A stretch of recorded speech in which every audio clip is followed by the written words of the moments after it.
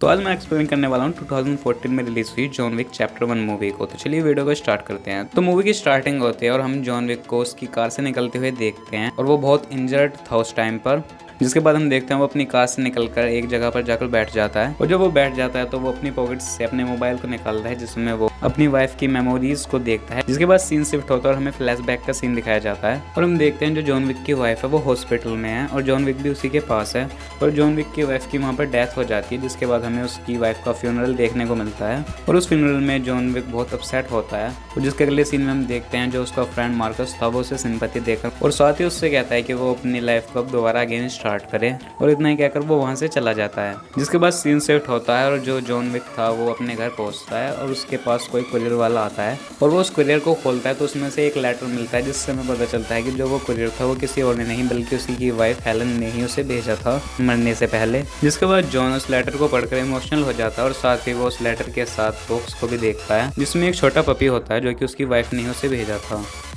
और साथ ही हम आगे मूवी में देखते हैं जो पपी है उसका नाम टीजी होता है और आगे मूवी में हम जॉन और उस पपी टीजी की अच्छी केमिस्ट्री भी देखते हैं। जिसके बाद हम देखते हैं एक दिन जॉन अपनी कार को लेकर जाता है उसमें पेट्रोल को फिलअप करवाने के लिए और वो जब पेट्रोल स्टेशन पहुंच जाता है अपनी कार में पेट्रोल फिल करवाने के लिए तो वहाँ पर दो गुंडे आते हैं और वो जॉन के साथ मिसबिहेव करते हैं और साथ ही उससे कहते हैं कि वो अपनी गाड़ी उसे कितने में बेचेगा और साथ ही जॉन भी अब रूडली जवाब देता है कि ये कार बेचने के लिए नहीं है। और जो जॉन की कार मांग रहा था उसका नाम लोसफ होता है और वो जॉन से वहाँ पर फाइट करने ही वाला होता है पर उसका फ्रेंड आ जाता है और उसे वहाँ पर रोक लेता है। जिसके बाद जॉन वहाँ से चला जाता है अपनी कार लेकर और जिसके बाद हम देखते हैं कि सीन शिफ्ट होता है और जो जॉन है वो अपने घर पर सो रहा होता है तो तभी उसे टीवी की भौंकने की आवाज़ आती है तो वो उठकर बाहर जाता है और जैसे वो रूम से बाहर आता है तो वहाँ पर दो लोग उसे मारने लगते हैं और वो दो वही थे जिन्हें जॉन की कार को खरीदना था और वो इस वक्त जॉन की कार को चुराने के लिए वहाँ पर आए थे। जिसके बाद वो जॉन को इंजर्ड कर देते हैं और साथ ही टेजी को भी वहाँ पर मार देते हैं और वहाँ से चले जाते हैं। जिसके कुछ देर बाद जब जॉन को होश आता है तो वो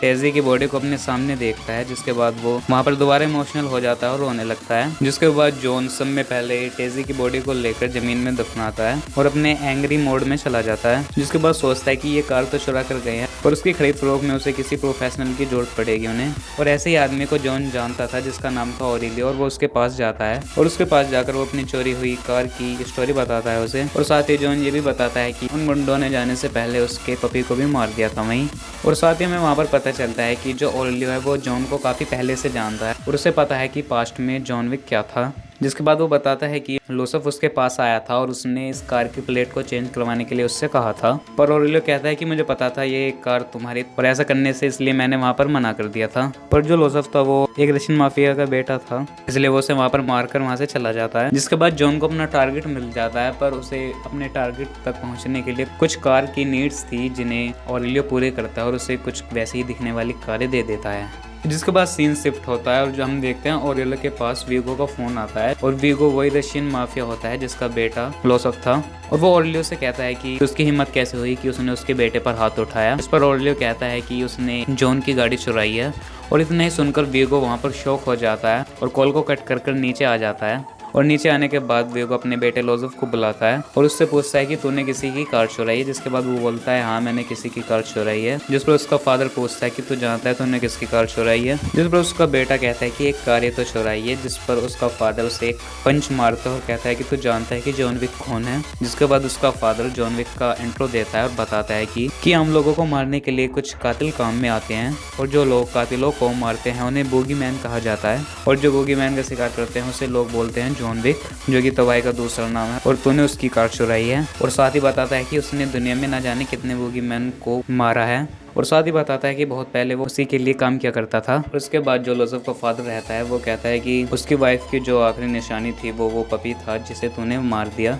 अब जॉन तेरे पीछे आएगा तुझे मारने के लिए। जिसके बाद सीन शिफ्ट होता है हम जॉन को देखते हैं जो कि अपने घर में एक फर्श को तोड़ रहा होता है और वहाँ से एक सूटकेस निकालता है जिसमें काफ़ी डिफरेंट टाइप के वेपन्स होते हैं। जिसके बाद जो वीगो रहता है वो जॉन को कॉल करता है और उससे अपने बेटे को माफ़ करने के लिए कहता है पर जो जॉन था वो कुछ नहीं बोलता और कॉल को कट कर देता है वहीं पर। और इस बात से वीगो समझ जाता है कि जो जॉन है वो उसके बेटे को मारे बगैर छोड़ेगा नहीं, इसलिए वीगो से खत्म करवाने के लिए उसके घर पर कुछ गुंडे भेज देता है। पर जॉन भी एक बहुत बड़ा किलर था तो वो वहीं पर उन सभी गुंडों को मार देता है और फिर अपने ही कुछ आदमियों को कॉल कर उनकी लाश को ठिकाने लगाने के लिए कह देता है उनसे। और अगले सीन में हम देखते हैं जो वीगो है वो मार्कस के पास पहुंच जाता है क्योंकि वो भी एक बोगीमैन किलर था और वीगो जॉन विक को मारने के लिए उससे कहता है, पर जो मार्कस था वो वहाँ पर मना कर देता है जॉन विक को मारने के लिए, उससे वहाँ से जाने के लिए कह देता है। जिसके बाद सीन शिफ्ट होता है, हम जॉन विक को देखते हैं वो एक होटल में पहुँचता है जिसका नाम कॉन्टिनेंटल होता है। और इस होटल की खास बात ये थी कि यहाँ पर हर बड़ा माफिया मौजूद था। पर इस होटल की गेम चेंजिंग बात ये थी कि इस होटल में कोई वेपन का यूज़ नहीं कर सकता,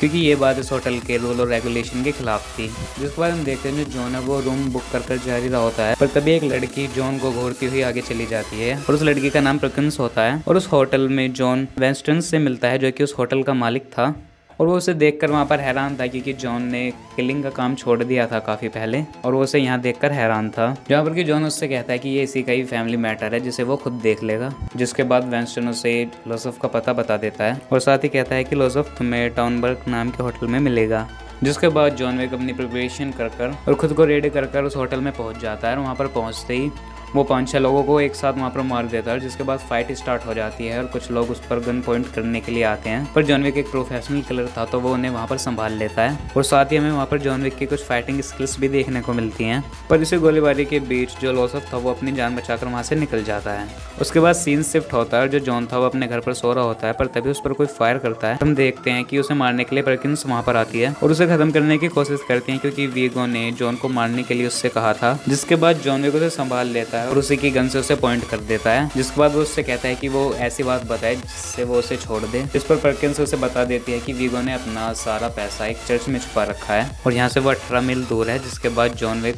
सीधा उस चर्च में पहुंच जाता है और वहाँ पर कुछ फायरिंग होती है जिसमें जॉन विक वहाँ पर वीगो के सारे आदमियों को मार देता है और साथ ही वीगो की सारी ब्लैक मनी को वहाँ पर जलाकर वहाँ से निकल जाता है। और उसने इसलिए ऐसा कहा था क्योंकि उसे पता था कि वीगो वहाँ पर आएगा। जिसके बाद होता भी ऐसा ही है, वीगो वहाँ पर आता है और जॉन विक दोबारा से उस पर हमला कर देता है। जिसके बाद हमें गन शूटिंग देखने को मिलती है, पर तभी एक कार स्पीड में आती है और दूसरी कार को हिट कर देती है, जिसकी वजह से जॉन विक वहाँ पर बेहोश हो जाता है। और जैसे उसकी आंख खुलती है तो वो देख पाता है कि उसके सामने वीगो के लोग खड़े हैं, जिस पर हम वीगो और जॉन विक की कन्वर्सेशन देखने मिलती है, जिसमें वीगो कहता है कि तुमने मेरा पैसा जला दिया, मुझे उसकी कोई फिक्र नहीं, पर तुम मेरे बेटे को छोड़ दो। और जॉन विक कहता है कि उसने उसे इमोशनली डिस्टर्ब करा है तो वो उसके बेटे को नहीं छोड़ेगा। जिसके बाद वीगो अपने आदमियों से उसे मारने के लिए कह देता है। पर हम देखते हैं जो मार्कस रहता है वो एक बिल्डिंग में रहता है और वहाँ से फायरिंग कर रहा होता है और वो फायरिंग वीगो के आदमियों के ऊपर कर रहा होता है जो कि जॉन विक को मारने के लिए जा रहे थे। जिसके बाद जो जॉन था वो वीगो के सारे आदमियों को मारकर वीगो के पीछे चला जाता है और वीगो को पकड़कर वो उसके बेटे के बारे में इन्फॉर्मेशन पूछता है। जिसके बाद वीगो से सारी इन्फॉर्मेशन देता है, क्योंकि वीगो वहाँ पर सोचता है कि जो उसका बेटा था वो सिक्योरिटी के बीच में होगा, जिससे वो उसके बेटे को नहीं मार पाएगा। पर वीगो का ऐसा सोचना गलत था। जॉन अपनी वही शानदार एंट्री मारता है वहाँ पर कुछ बॉम्ब ब्लास्ट के साथ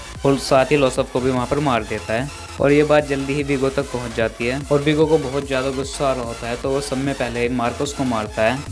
और उसके बाद वो जॉन को कॉल करता है और उससे कहता है कि उसने मार्कस को काफ़ी तड़पा कर मारा है और साथ ही उसे उसके घर पर छोड़ दिया है उसी मरी हुई हालत में। जिसके बाद जॉन तुरंत अपने घर पहुँचता है और वहाँ पर अपने आंखों के सामने मार्कस की बॉडी को देखता है और मार्कस को ऐसी हालत में देखकर जॉन का वहाँ पर और गुस्सा आ जाता है। और वीगो ये बात जानता था कि जॉन अब उसे मारने के लिए उसके पीछे आएगा, तो वीगो शहर को छोड़ने की वहाँ से तैयारी कर रहा होता है। जिसके बाद जो जॉन का फ्रेंड था विंस्टन, वो जाकर वीगो के लोकेशन के बारे में जॉन को बता देता है। और जिसके बाद हमें इस मूवी की एक और one of the best fight देखने को मिलती है, जिसकी स्टार्टिंग कार चेजिंग से होती है और जहाँ पर वीगो जॉन से बचने की कोशिश करता है, पर जॉन उसे जिंदा नहीं छोड़ता और उसे वहीं मार देता है। पर इस फाइट में जो जॉन था वो काफी ज्यादा इंजर्ड भी हो चुका था और अपने जख्मों को भरने के लिए और साथ ही उसके आदमियों से बचने के लिए वो पास ही के एक शेल्टर में चला जाता है और कुछ इंजेक्शन पड़े होते हैं जिनका यूज कर वो वापस अपने आप को रीहील करने की कोशिश करता है। तभी जॉन की नजर एक पास ही के डॉग पिटबुल पर पड़ती है और वो उस डॉग को लेकर वहां से चला जाता है और इसी के साथ जॉन विक का पार्ट फर्स्ट यहाँ पर एंड हो जाता है। तो आई होप आपको इसके पार्ट फर्स्ट की एक्सप्लेनेशन पसंद आई हो। तो इस वीडियो में इतना ही, मैं मिलूँ आपको नई वीडियो में नई फिर नई वेब सीरीज के एक्सप्लेनेशन के साथ। तब तक के लिए गुड बाय।